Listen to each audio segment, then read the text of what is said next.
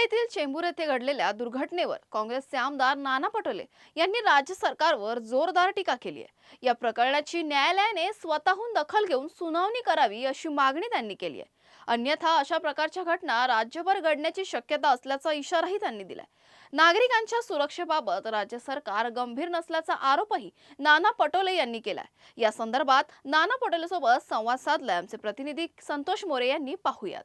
काँग्रेसचे नेते नाना पटोले आपल्यासोबत आहे। भाऊ, काल चेंबूरमध्ये ज्या प्रकारे एक झाड कोसळलं त्याच्यामध्ये एक मुलाचा मृत्यू झालेला आहे, राज्य सरकारकडून आज उत्तर दिलं त्याला तुम्ही समाधानी आहे? बिलकुल नाही आहे। म्हणून मी मगाशी म्हणालो की माननीय उच्च न्यायालयाने सुमोटो हे प्रकरण आपल्या ताब्यात घेऊन या सरकारला चाबूक लावलं पाहिजे। नाही तर या मुंबई शहरात नव्हे तर महाराष्ट्रामध्ये अशा अनेक निर्दोष लोकांचा जीव जाईल, जेणेकरून एक मोठी हानी, जीवितहानी या राज्यामध्ये होईल। कारण की राज्यातलं सरकार हे भ्रष्टाचारामध्ये डुबलेलं आहे आणि या भ्रष्टाचारामुळे हे सगळे प्रकरण या राज्यामध्ये होतात। मात्र एकाएकला आज राज ठाकरेंना म्हटलेलं आहे, ज्या प्रकारे खासदार आमदार त्याला कुठेतरी वेश्येची कुठेतरी त्यांना उपाधी देण्यात आलेली आहे। बरोबर आहे। मूळ प्रश्न याच्यामध्ये असा आहे की आता ही जी भ्रष्ट व्यवस्था जी झालेली आहे, या भ्रष्ट व्यवस्थेचा परिणाम आहे की त्यामध्ये आमदार खासदारांना फोडून शाहू फुले आंबेडकर विचारसरणीला संपुष्टात आणण्याचं काम ते करायला निघालेले आहे। त्यामुळे मला असं वाटतं की ही जी काही परिस्थिती आज निर्माण झालेली आहे ती भयावह आहे।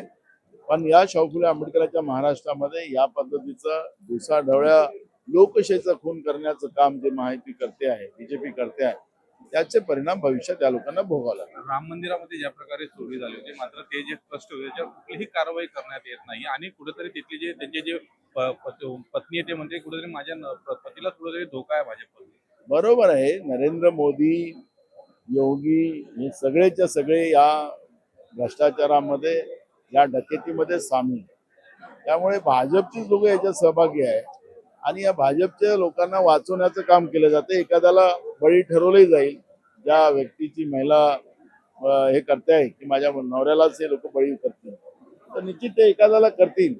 पण हे जे पाप आहे, भगवान श्रीरामाला लुटायचं पाप आहे।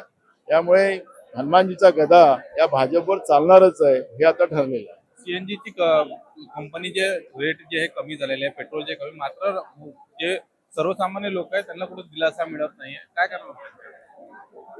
महागाई वाढवणं या सरकारचं दायित्व आहे आणि त्या महागाईच्या माध्यमातून सर्वसामान्याला लुटणं हे त्यांचं काम आहे।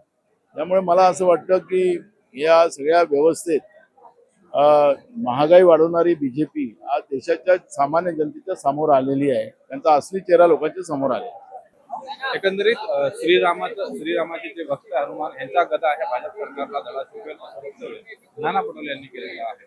कॅमेरामॅन चतुर्वेदी तुमच्या